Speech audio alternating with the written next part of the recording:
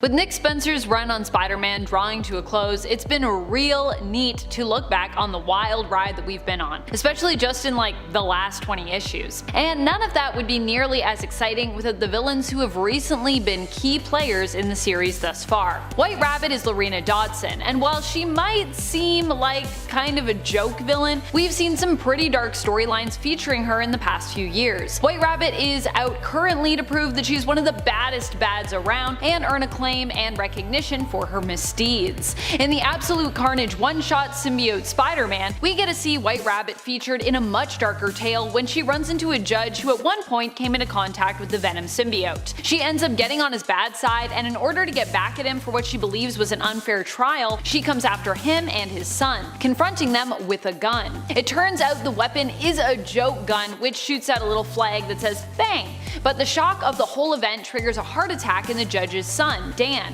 who dies as a result, because he's kinda got a weak heart. White Rabbit is arrested but escapes at her trial, being busted out by a large mech-like rabbit. She torments the judge as she leaves, who attempts to break into the courtroom to kill her, but accidentally shoots an innocent court stenographer instead. Lorena might have shown remorse here, but the fact that she messed with this man's life so intensely, and then later was absolved of guilt by him killing an innocent man, shows just how twisted and cold she can really be.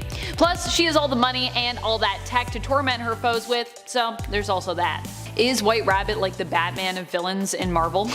That's the question. Number 9. Sin Eater. Sin Eater has definitely been an up-and-comer in the Spider-Man comics lately. He was in league with newish villain Kindred and was working to eradicate sin out in the world. Kindred was actually the one to bring Sin Eater back to life after he died previously in the comics, being a villain who actually goes all the way back to the 80s in terms of his first appearance. First appearing in Peter Parker The Spectacular Spider-Man issue 107. After being resurrected by Kindred, Sin Eater, aka Stanley Carter, could absorb the powers of the villains whose sins he cleansed, making him immensely powerful. However, despite being crazy capable in terms of what he could do and his power set, Carter was defeated with logic when he was made to question his own actions and his philosophies, learning that he himself had been manipulated. As a result, he took himself out of the picture, taking his own life.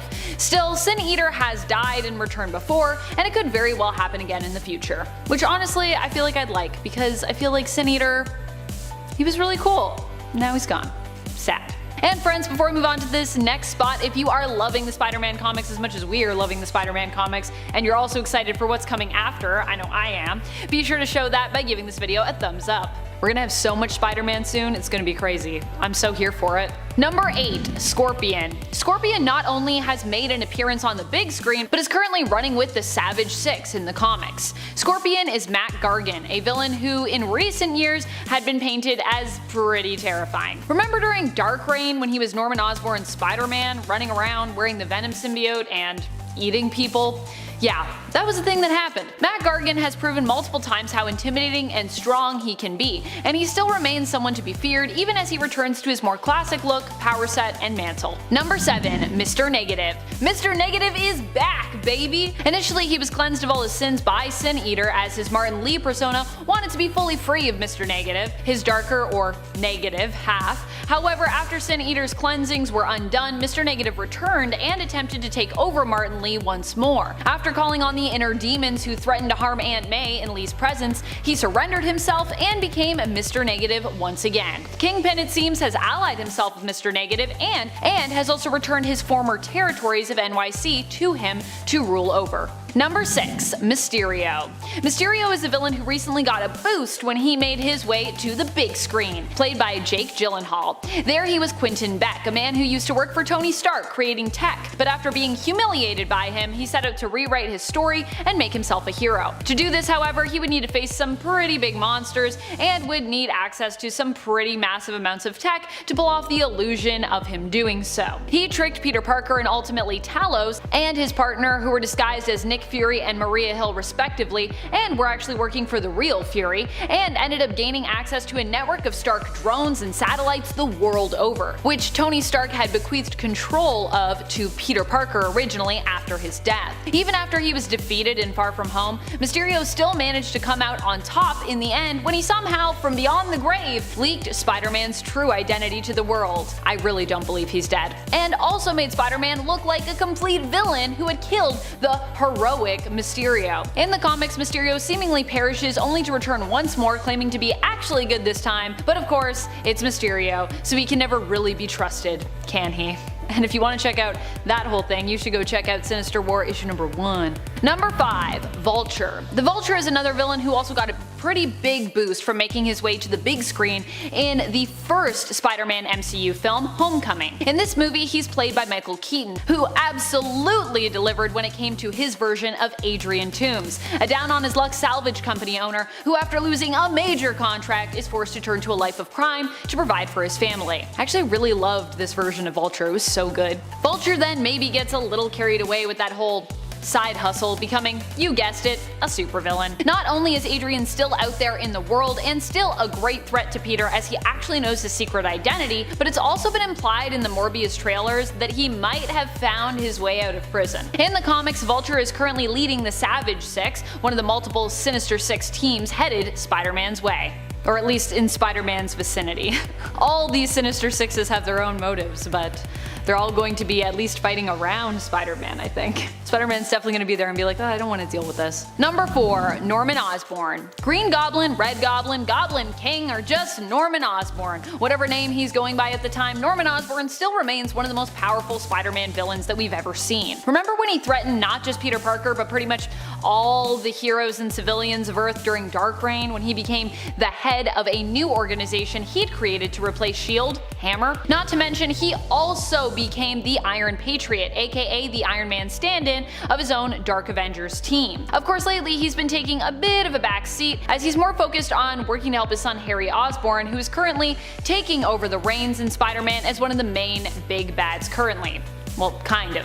It's complicated. Still, you can't deny the years of history between Norman and Peter and how much Norman Osborn has tried to drive Spider-Man insane. And so for that fact, we still gotta put him, I think, pretty high up on the list, because you can't erase that history. Number 3. Lizard. Lizard is back to shed levels of scary currently in the comics as we gear up for Sinister War. In order to get the villain back on the Sinister Six team, he had his reptile half separated completely from Kurt Connors, meaning that he's full animal instincts and is out for blood. Definitely a deadly loose cannon you want to keep your eyes on, especially considering in the past, it's usually been Doc Connors' presence within that beast that has allowed Spider-Man to defeat the villain, usually finding a way to appeal to his humanity. But with his humanity stripped away, Lizard is being set up to become more deadly than ever. And I am here for it. It's Lizard's turn, baby. Number 2. Kindred. Kindred for a while was one of the biggest and most mysterious baddies that Spider-Man was up against in his own series. We didn't really know who Kindred was for a long time, or what his deal was, other than he knew Peter very well, and also seemed to bear a long-time grudge against both him and villain Norman Osborn. He also seemed to have a soft spot for Mary Jane. This would all make a lot more sense when Kindred was revealed to be Harry Osborn. As Kindred, Harry is now kind of part demon, and is likely in league with another big bad from hell. Although the other side to that is that Harry is also kind of trapped in a cell, so there's a lot going on here. There's still a lot to unpack with Kindred in terms of the mysteries. Number 10. Stunner. Angelina is one we all forget. She was for a time the devoted and loyal ally and girlfriend to Otto Octavius, who used his smarts to create virtual reality tech that allowed Angelina to live through a virtual form, an avatar who is stronger and that Angelina considered was more attractive in comparison to her true biological form. She got knocked into a coma for years following an explosion, and when she awoke years later, she learned that Otto had died, though really Otto had moved his consciousness into Peter's body, becoming Superior Spider-Man. She swore revenge on Spider-Man, not knowing this, and once again took her virtual form of Stunner. Sadly, she was later defeated when her tech was disabled, and Superior Spider-Man created a virtual version of Otto to break up with Angelina. Number 9. Chameleon. One of the Spider-Man villains who I think deserves more recognition is the Chameleon. He's not only a great and powerful Spider-Man villain, but is also one of the oldest ones around, making his first appearance in The Amazing Spider-Man issue number 1. He's been here since the beginning, baby! Dmitry Smirdyakov is also related to another powerful Spider-Man villain, Kraven the Hunter. Chameleon is in fact Kraven's half-brother. Where Kraven brings strength and hunting prowess to the table as a villain, Dmitry brings intrigue, his intellect, and originally his technology, which was responsible for him being able to transform so perfectly into any person he wished to impersonate. Later on, however, this power was later changed to instead be a power granted through an experimental treatment. He's also also been known to slowly kill his victims in an acid bath, and it is their cries for help that helps him to perfect his mimicry of their voice. Number 8. Sandman. One of the most powerful villains around, especially as he can turn into and manipulate sand, just as long as there are no vacuums around for him to get trapped in, which is a thing that has happened in the comics before. Seriously, you can check it out in the original run of The Amazing Spider-Man in issue number 4. Though thankfully years later that was retconned to be a choice and not a weakness of Sandman's. So in reality, no, vacuums aren't that dangerous to the villain, who can not only reduce himself to tiny and deadly particles of sand which he can control, but who can also harden himself to be as tough as a very thick and solid rock face. Sometimes I just think, listen to what you're saying, Amanda. When you wrote that, people are definitely gonna be like, would you just say he can harden himself? But I mean his body, his form, okay? Get your minds out of the gutter. Sandman is powerful because of all he can accomplish in his sandy form, and all he can withstand. He's also played not only the part of a powerful villain and member of the Sinister Six, but has also been a powerful ally to Spider-Man at times as well. Number 7. Kingpin. When it comes to strength and influence, Kingpin is one of the best out there. I mean, or should I say the worst. He's one of the worst. When you think Kingpin, you might think of Daredevil when it comes to his greatest enemy, but although Spider-Man might not be his number 1, Kingpin has still been terrorizing the webhead in addition to Matt Murdock since the Silver Age. In fact, Kingpin made his very first appearance in the Amazing Spider-Man comic issue number 50 in 1967. How about that?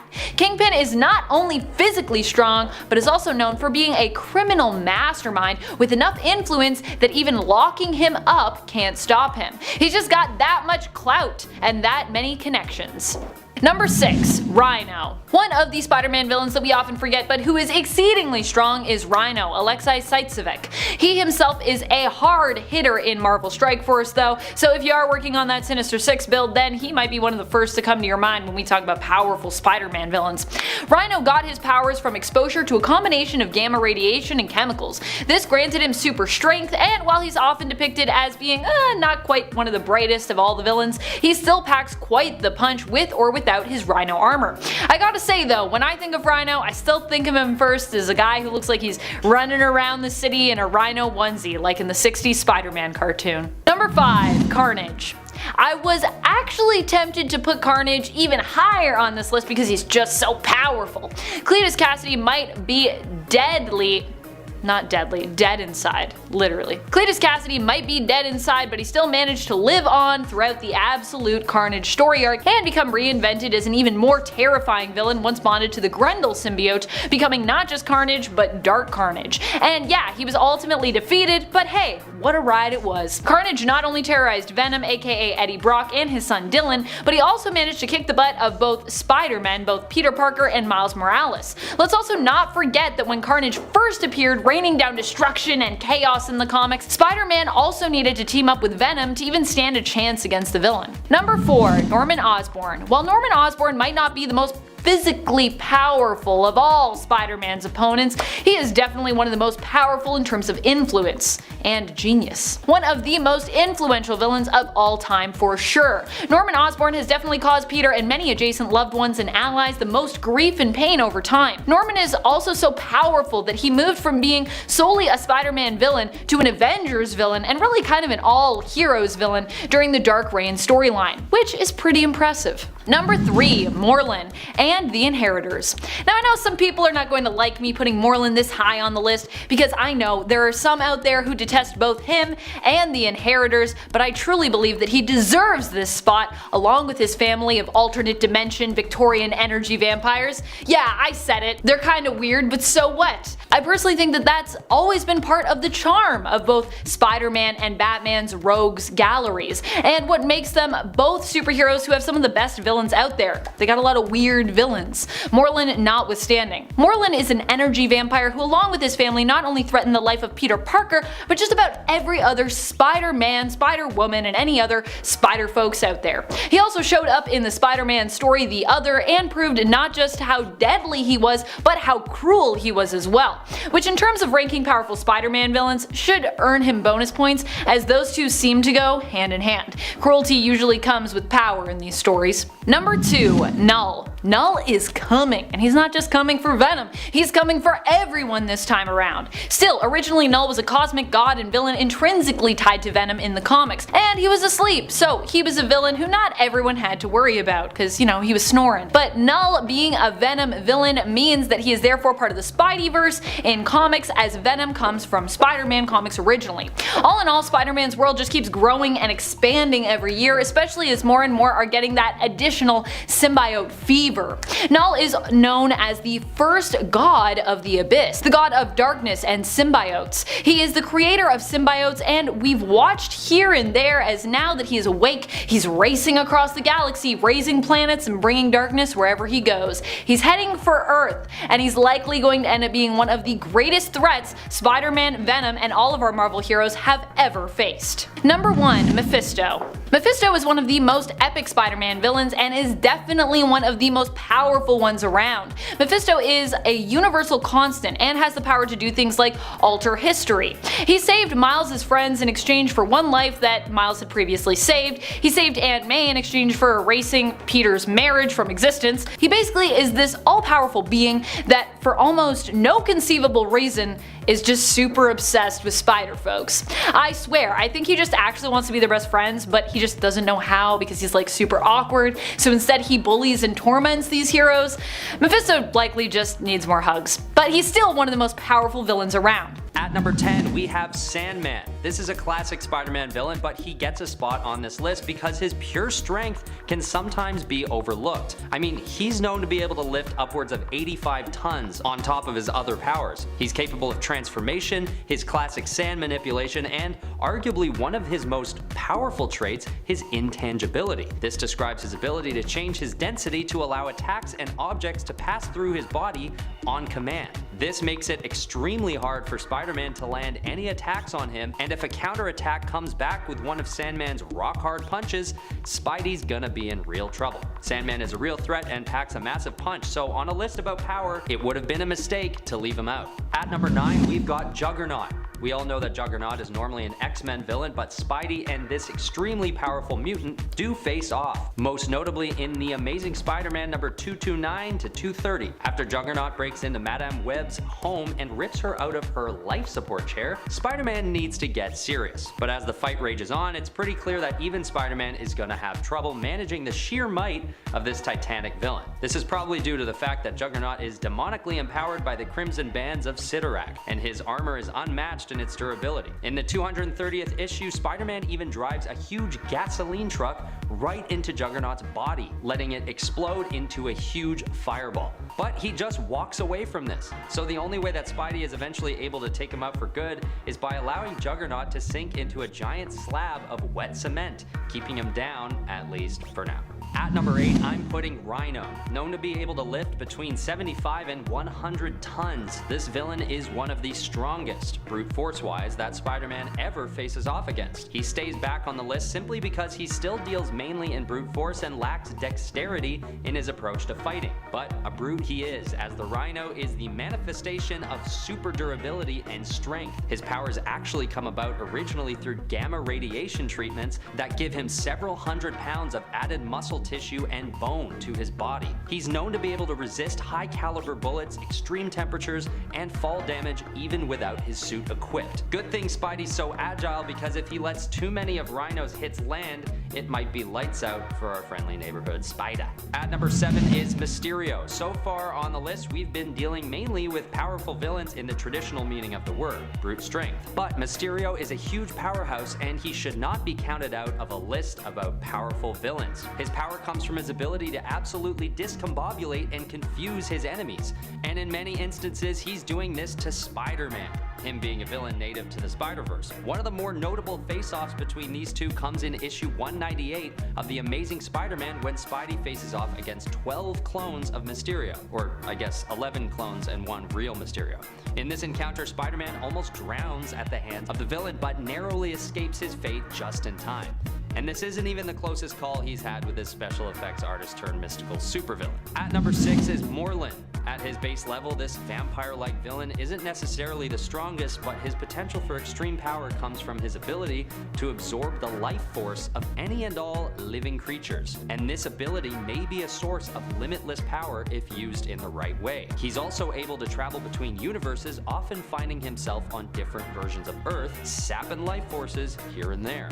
During the Great Hunt storyline, he actually kills and steals the life of Earth 311 Spider-Man, as well as a monstrous Spider-Man and yet another actual Spider-Man in another world, which is a pretty good resume already for the standards of any Spider-Man villain. However, he still isn't able to take on the Earth 616 Peter Parker, but a universe-traversing vampire creature that saps power from other superpowered beings is not to be taken lightly.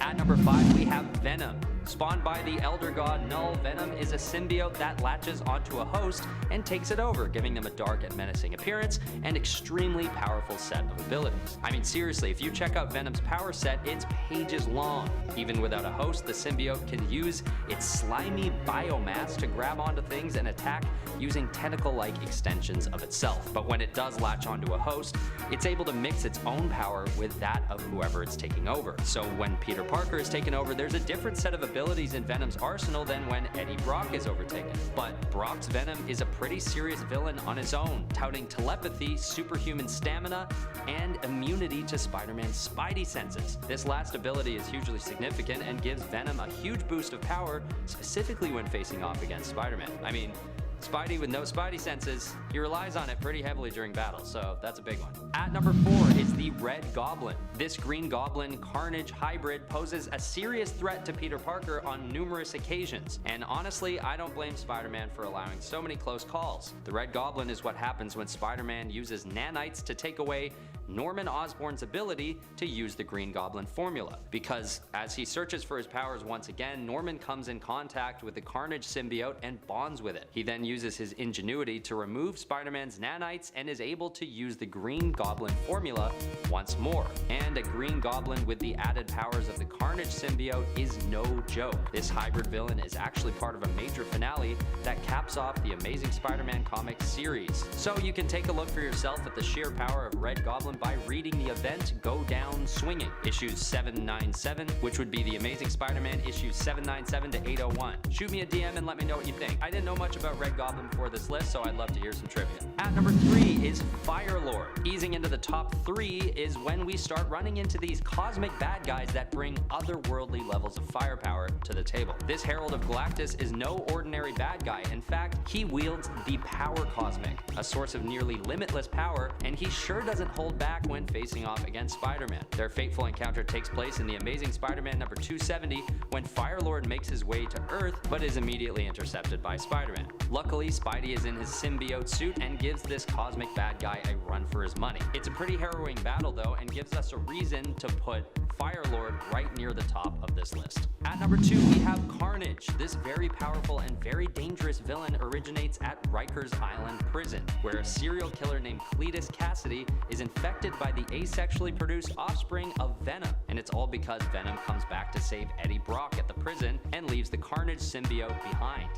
If only they realized that a few metal bars weren't going to stop the symbiotes from finding their hosts, Spider-Man might never have had to deal with Carnage in the first place. Now, Cletus's Carnage is known to have a little less of a refined fighting ability than Eddie Brock and Patrick Mulligan, but he is significantly stronger. He's even known to surpass both Venom and Spider-Man's strengths combined, with a lifting capacity of 80 tons. And remember, there's a crazed serial killer behind the guise of this unstable symbiote.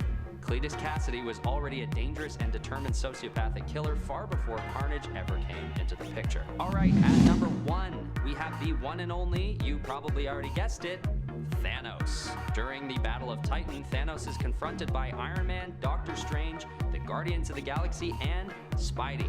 And I think we all know what happens next. It's not the greatest outcome for the heroes, including Spider-Man, and this is pretty easily argued as being one of Spider-Man's most perilous matchups throughout his whole life. And sure, some of it is circumstance, and Thanos does have the Infinity Stones, but most of why this is such a game-changing battle is because of Thanos' sheer power on his own. He's by far the most powerful Eternal that comes from Titan, and is categorized as a Category 1 Life Ender by the Nova Corps. He's not just a threat to Spider-Man, but to the whole cosmos. And if not for this one fateful encounter with Spider-Man, he wouldn't have even made his way onto this list, because otherwise, Spider-Man would have no reason fighting such a powerful villain. Thanos is just out of Spider-Man's leagues in terms of power, and that's not a diss to my favorite superhero, it's just the sad truth of the matter. Kraven isn't like your average villain or criminal. He does not take joy in robbing banks or trying to take over the world. As his name suggests, he enjoys hunting. Kraven finds Spider-Man in particular to be the ultimate prey and dedicates his life to squashing the bug. During the 1987 story of Kraven's Last Hunt, he ultimately fails in defeating Spider-Man and ends up taking his own life. As decades pass though, new Kravens begin to appear, and each new family member finds some way to resurrect him, causing Kraven to come back more violent than ever before. In at number 9, Lizard. Nowhere to hide, Peter. Sure, Dr. Kurt Connors isn't really a bad guy, but you know who is scary as all hell? His reptile alter ego of the Lizard. Spider-Man managed to rescue Connors, which started a friendship between the two, but because there really isn't a cure for this kind of thing, he's constantly losing his friend. And after years of battling with his own demons, Dr. Connors succumbed to his reptilian counterpart, letting it take full control. Lizard would go on to commit terrifying acts like eating his boss and son. He can even control reptiles with his thoughts and became driven by the idea of turning all of New York into lizard monsters as well. In at number 8, Dr. Octopus.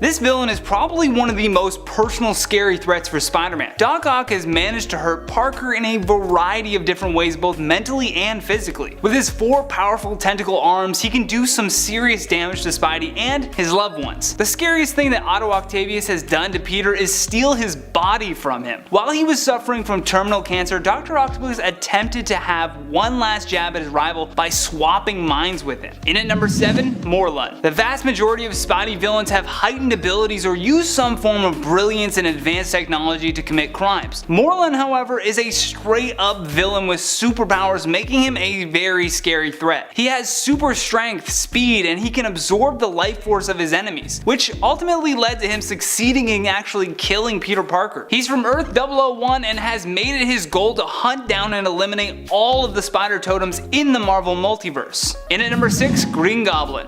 I offered you friendship, and you spat in my face.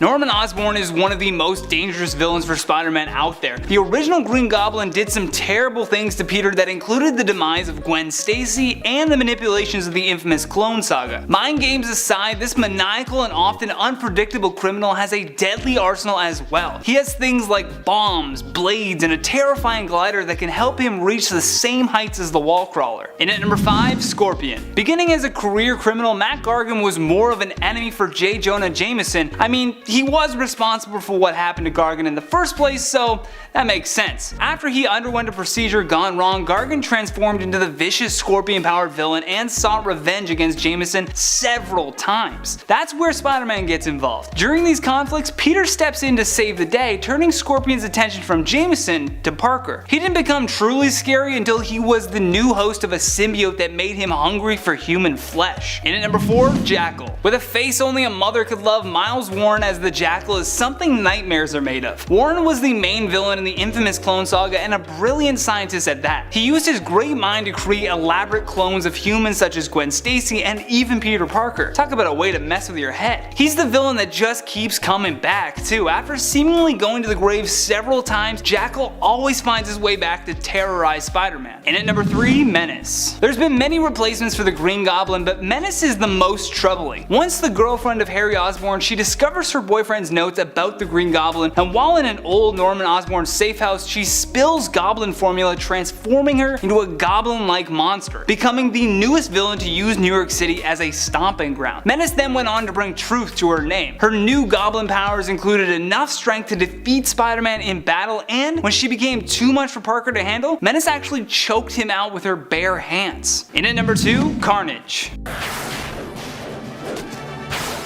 He's jamming the cartridges. The pressure's too much.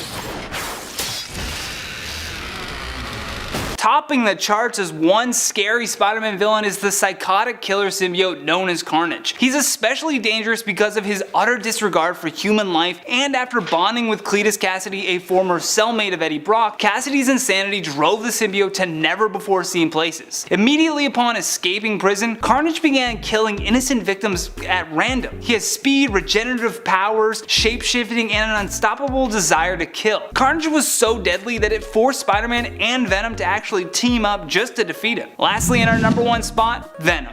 I like being bad. It makes me happy. Speaking of Venom, many would say that Carnage is much more terrifying, especially considering that last point that I mentioned. What we're forgetting about Venom though is he has much more than the symbiote that makes him terrifying. This villain is specifically after Peter Parker for revenge. Eddie Brock blames Peter for everything bad that has happened to him in his life. Not to mention, so is the symbiote, especially after Spider-Man just ditched him in an alleyway. So combine the two and you have one of the scariest villains that Spider-Man has ever seen. Number 10. Scorpion. Matt Gargan, the best known version of Scorpion, was hired by J. Jonah Jameson to figure out how Peter Parker gets such good photos of Spider-Man. When he failed, Jameson convinced Gargan to have a procedure that would bond him with a scorpion suit, which ultimately drove him insane. Shocker. Seriously though, J. Jonah Jameson needs to go ahead and get a life. Hey, leave Spidey alone!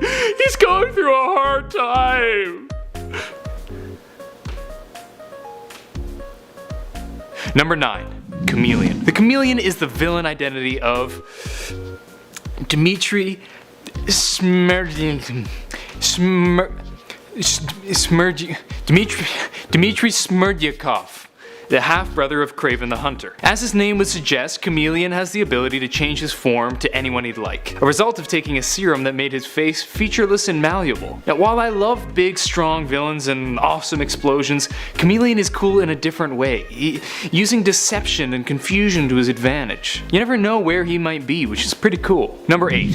Hobgoblin. After billionaire fashion designer Roderick Kingsley discovers the Green Goblin's lair, he takes the Green Goblin's tech and injects himself with the serum to achieve super strength. He then goes on to continue the Green Goblin's legacy as the Hobgoblin. Hobgoblin was a somewhat controversial villain amongst Spidey fans. Some loved him, and some found him just be a lazy copy of Green Goblin. Personally, I loved him, even though he didn't quite live up to the Green Goblin, but I do see why some people wouldn't be too fond of the fashion designer copycat. There's a whole lot of interesting drama that took place with the story of the Hobgoblin's identity too. It's kind of a long story, so I'll have to save that for another video. Name's Hobgoblin, and you're right on time for your funeral.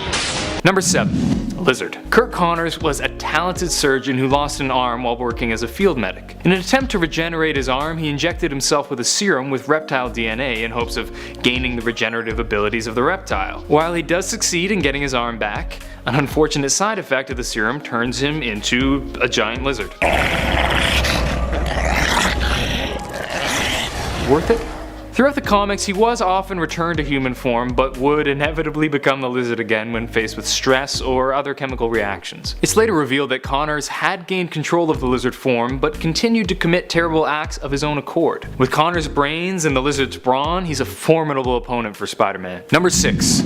Kingpin. Although nowadays he's known for his part in the Daredevil comics, Wilson Fisk, or Kingpin, started out as an adversary for the Webslinger. Fisk is a man of immense size, power, and influence. While he may just look like a big fat guy, his huge size is almost entirely muscle, giving him great physical strength. Where he gets much of his power, however, is his ability to convince others to do his bidding, whether through coercion or intimidation. Often sending other baddies against Spider-Man, Kingpin is one of the most influential villains in the franchise. Number 5. Carnage. Originally created due to the incredible popularity of Venom, Carnage soon became a fan favorite. After being sent to Rikers Island prison for his crimes, he shared a cell with Eddie Brock, or Venom. When the symbiote helps Brock escape, it unknowingly leaves behind an offspring which bonds with Cassidy, turning him into the monstrous Carnage. What's wrong? Cassidy is gone. There is only Carnage! Carnage is so powerful that Spider-Man sometimes has to team up with Venom just to take him down. Carnage is basically Charles Manson meets Arnold Schwarzenegger. Maybe Trump should have gotten Carnage to host The Apprentice. He's doing a tremendous job, tremendous. Better than Arnold, whose ratings were sad, just sad. Great guy, Carnage, says good things about me. Oh God, no, Carnage, no, why do bad things happen to good people? That was probably the worst Trump impression ever done. No regrets, know what I'm saying? Yeah. Number 4, Kraven the Hunter. Kraven the Hunter, or Sergei Kravenov, is a half-brother of the Chameleon who's Dimitri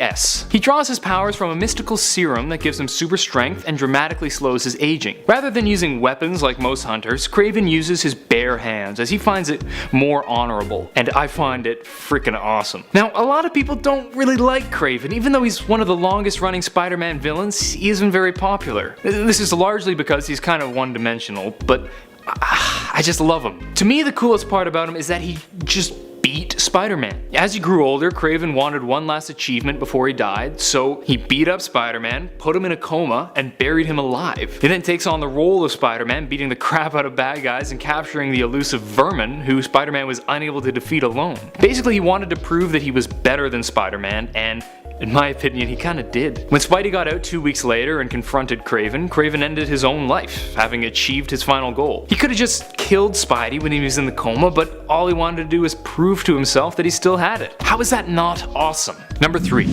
Venom. Venom is one of the most popular Spider-Man villains, and he's certainly up there for me. After the alien symbiote detaches from Peter Parker, it attaches itself to Eddie Brock, and gives him similar powers to Spider-Man's, with a similar, albeit markedly creepier, appearance. One thing I love about Venom is that he does still have a sense of morality, as opposed to Carnage's complete lack of morals. Apparently they're actually making a standalone Venom movie, where he'll be facing off against Carnage. I think this has potential to be really great, or really terrible, but I'll keep an open mind and cross fingers until it's out. Number 2.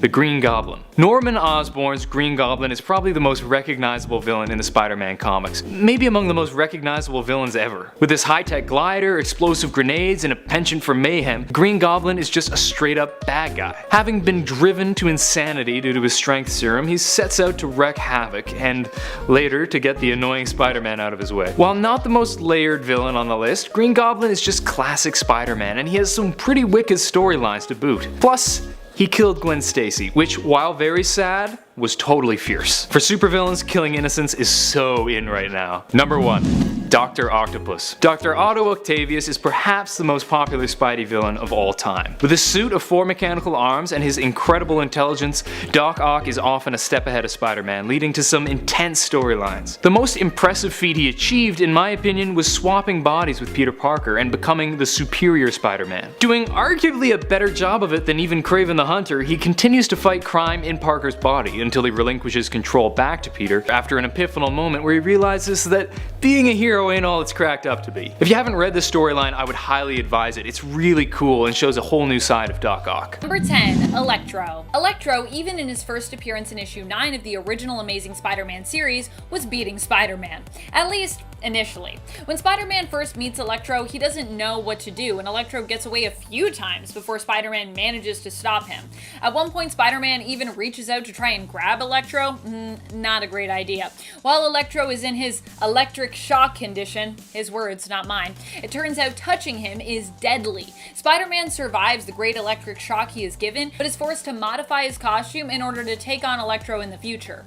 He adds on rubber slippers and gloves, and likely in the future would make modifications to his costume, adding in rubber insulation in case he came up against the villain again, which he would many times. Because yeah, that's only issue 9. It goes on for a lot longer than issue 9. Number 9, Mephisto. Mephisto might not win in the most obvious ways, but he definitely is always sneakily on the up and up when it comes to him versus heroes.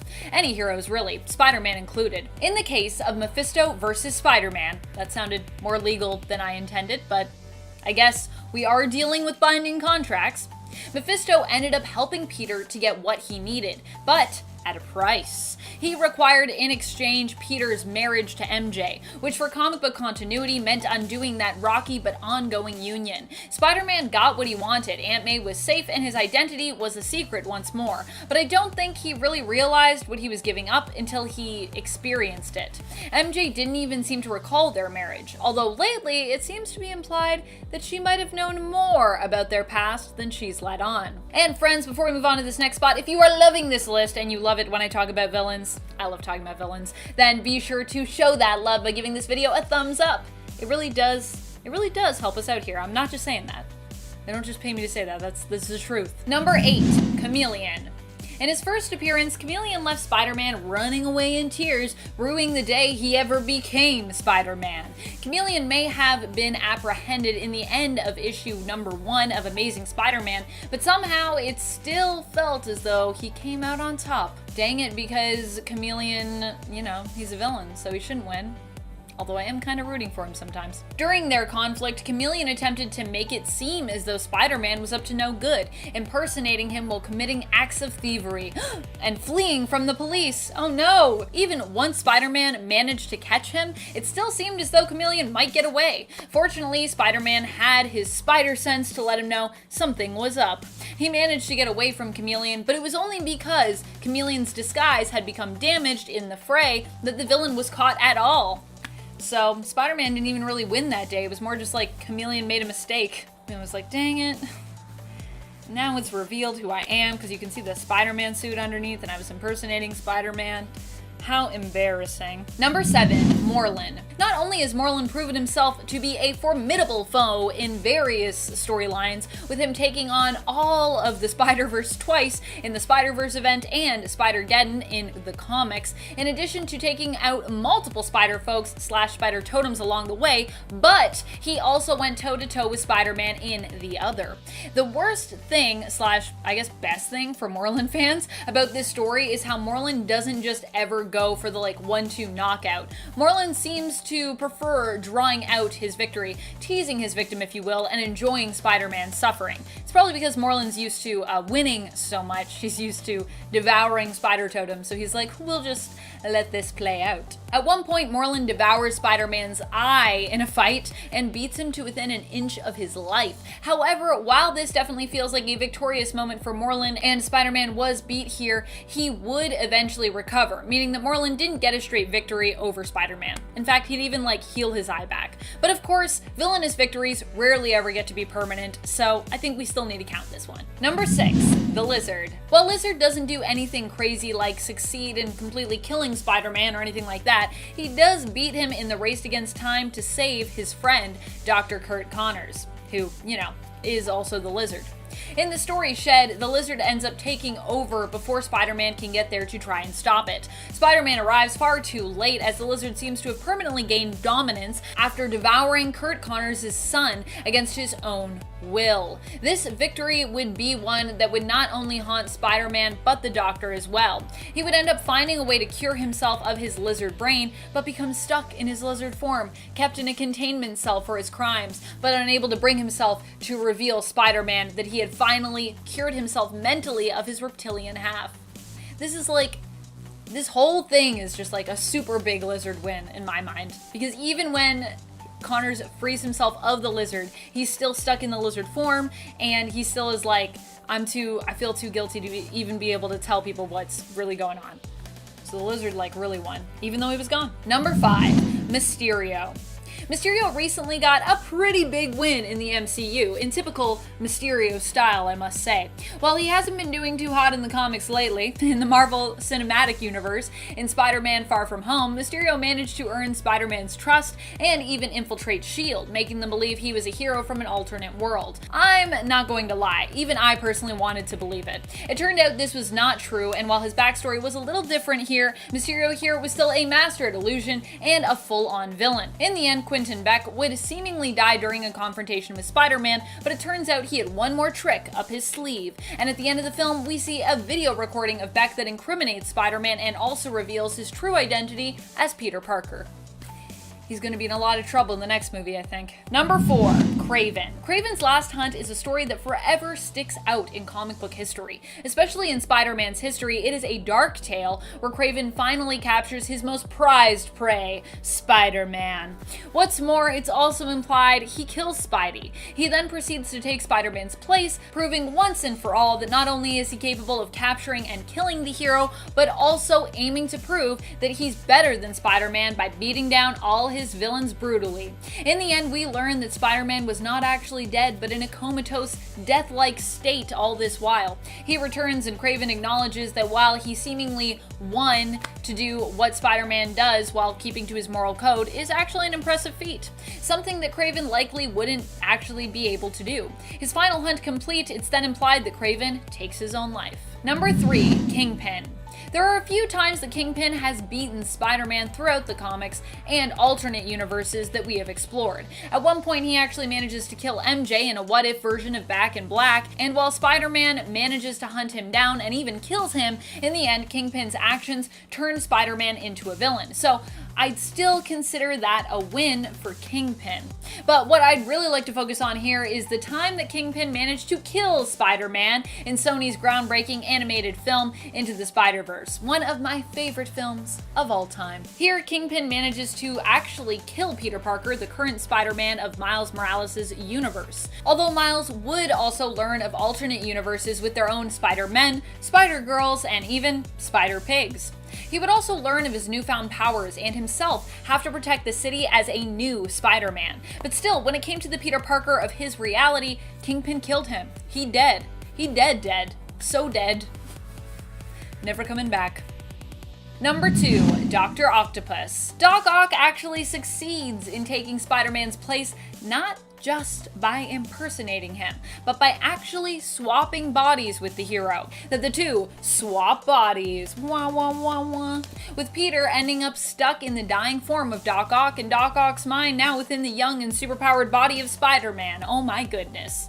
Eventually, he would relinquish this form, giving it back to Peter when he realized he was incapable of making the tough decisions required of a more heroic spirit. But for a time, we'd come to know this version of villain and hero combined as Superior Spider-Man.